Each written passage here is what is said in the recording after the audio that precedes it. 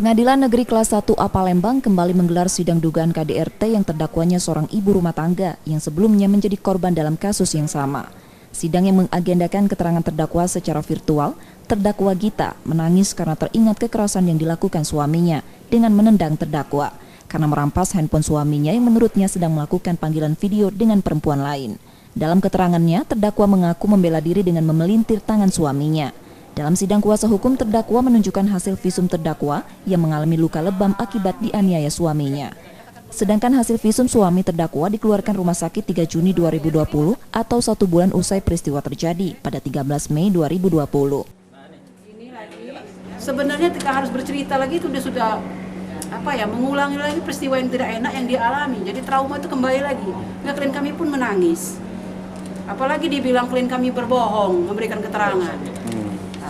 Kan kami tidak bohong, dia menjelaskan apa adanya. Di sini dijelaskan di sini bagaimana cara mengadili.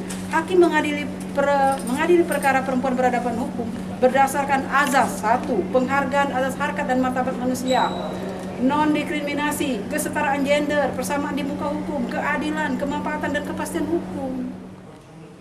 Setelah mendengarkan keterangan terdakwa, sidang kemudian ditunda dan akan dilanjutkan pekan depan.